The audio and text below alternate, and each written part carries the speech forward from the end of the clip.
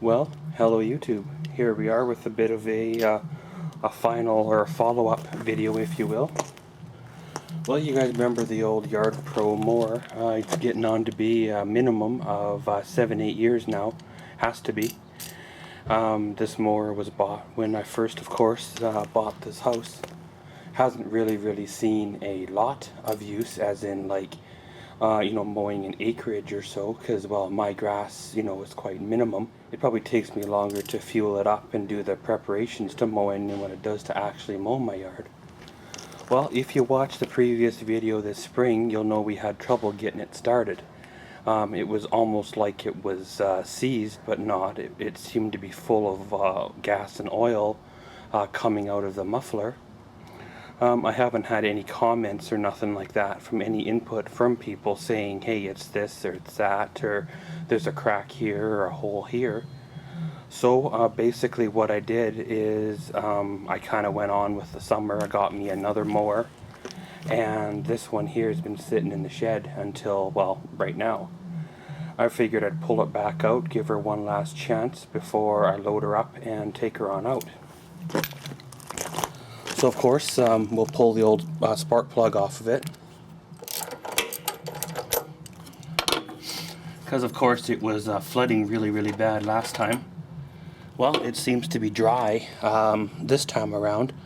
There's, of course, with the cleaning that I gave it, there's no carbon built up, nor does it look like it's wet or anything like that. So we'll turn her back in.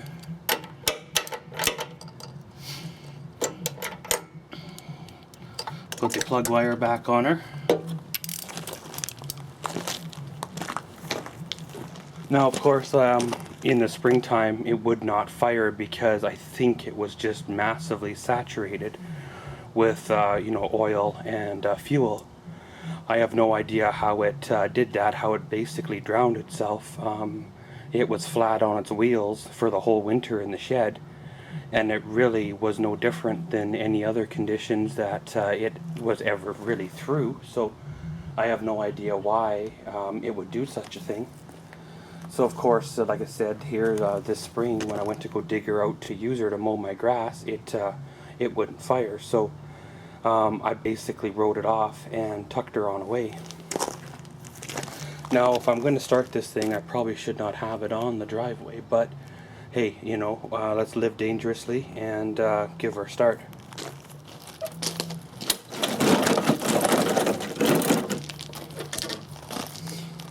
So of course, give the old primer bulb a few pumps. On this mower here, it always has liked about 6. And squeeze the safety lever in, and then we'll pull on the old cord and see what happens.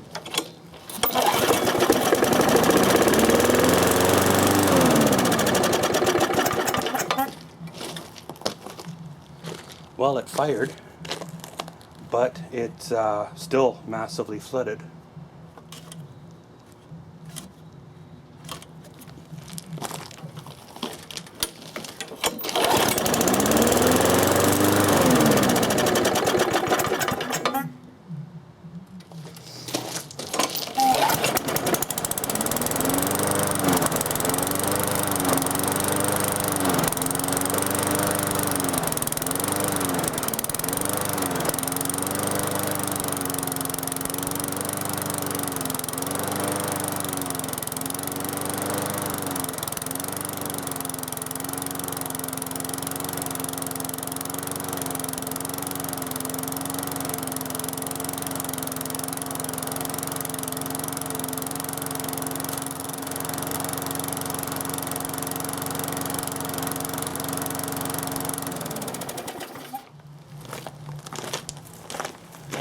Okay, so as you see there, we got her running, kind of, sort of, maybe.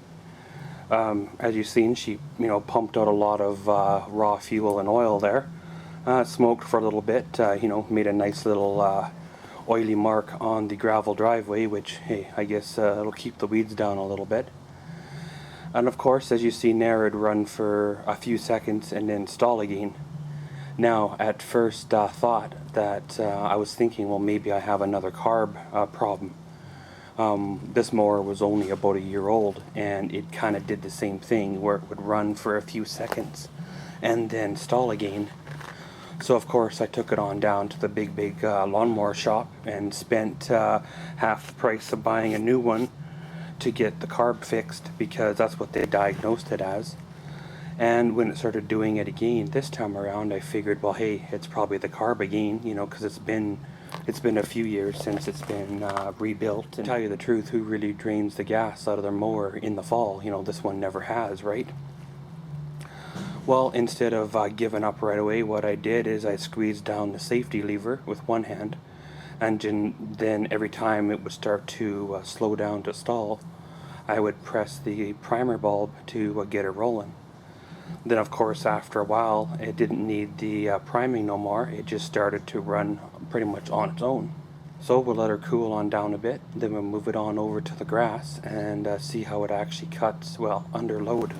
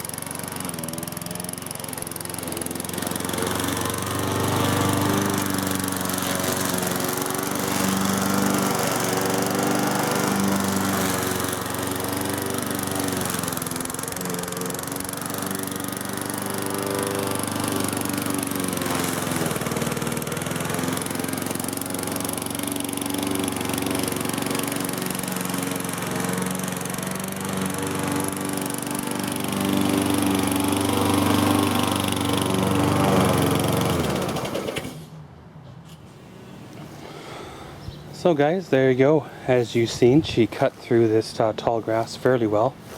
The grass was between 10 and probably 12 inches or so high.